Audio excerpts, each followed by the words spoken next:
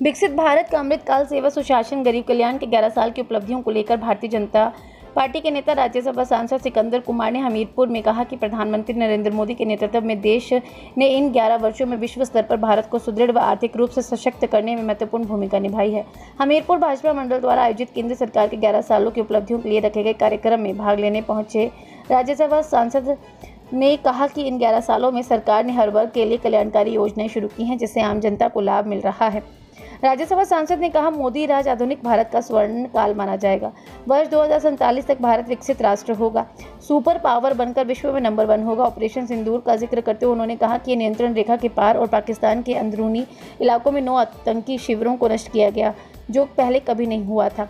उन्होंने कहा कि देश से अगले साल मई 2026 तक नक्सलियों को खत्म कर दिया जाएगा। उन्होंने कहा, प्रधानमंत्री मोदी ने अपने कार्यकाल में विदेशी दौरों पर विपक्षी दलों ने कई प्रश्न उठाए थे, लेकिन आज देश को विदेश नीति को सराहना मिल रही है और प्रधानमंत्री मोदी विश्व के सबसे लोकप्रिय नेता हैं। उन्होंने तंज कसा कि विपक्ष भाजपा पर आज से वर्ष 2029 के लिए चुनाव प्रचार करने की बात करेगा, लेकिन भाजपा हमेशा हर मोर्चे पर तैयार रहती है। राज्यसभा सांसद सिकंदर कुमार ने कहा, हिमाचल प्रदेश की कांग्रेस सरकार पर निशाना साधते हुए उन्होंने कहा कि कांग्रेस द्वारा केंद्र पर लगाए जा रहे अनदेखी के आरोपों पर पलटवार करते हुए उन्होंने कहा कि केंद्र की सहायता के बिना प्रदेश सरकार एक दिन भी नहीं चल सकती।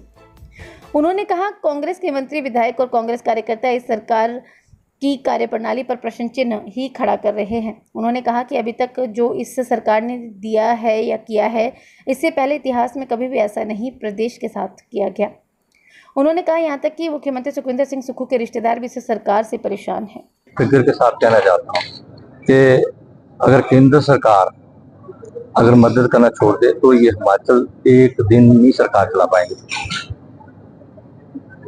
कि जो भी एक इंटेलेक्चुअल आदमी है, जो एक तो बुद्धिजीवी है, और इनके जो विपक्ष के हमारे जो समझदार मित्र हैं, वो सब मानते हैं कि जो मोदी जी के कार्यकाल में हुआ वो कभी नहीं हुआ।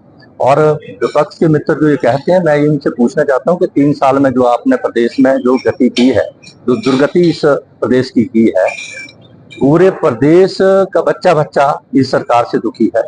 और तो छोड़िए, जो कांग्रेस के जो नुमाइंदे हैं, जो एमएलए हैं, मंत्री हैं, और कांग्रेस विधायकों के, मंत्रियों के, मुख्यमंत्री के जो रिश्तेदार हैं, मैं अभी बता दूं, मैं आज ही सवेरे की बात करूं तो 8-10 जो कांग्रेसी जो उनके पदाधिकारी थे मेरे से मिलने आए थे और जो बातें बता रहे थे, मैं यहाँ मीडिया में नहीं बता सकता, लेकिन सरकार का बहुत बुरा हाल है, इतना मैं कहना चाहता हूँ।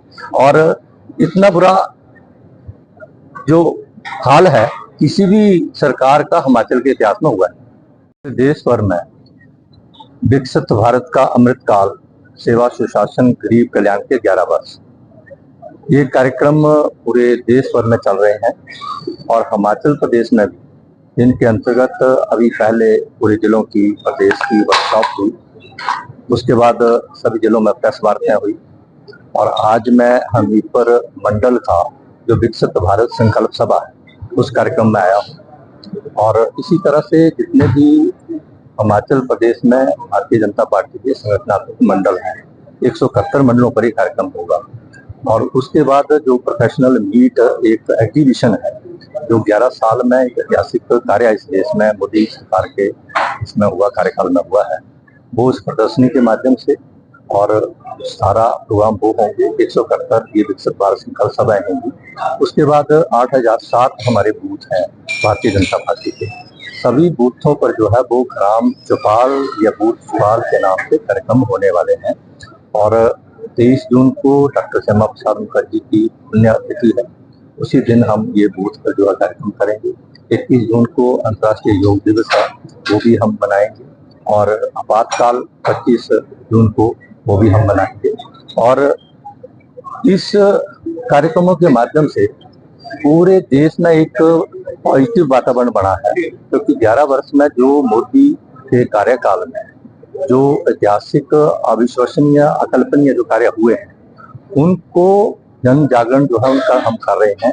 और कई कार्य तो ऐसे थे कि जनता जो ग्रामीण क्षेत्र थे उनको इनका पता नहीं था, लेकिन भारतीय जनता पार्टी का जो कार्यकर्ता है उन कार्यक्रमों को जनता तक पहुंचा रहा है और जनता में भारी उत्साह है। और जो ये कालखंड है, इस कालखंड में जो काम हुए हैं वो वैश्विक स्तर पर भी और भारत के इतिहास में ये पहली बार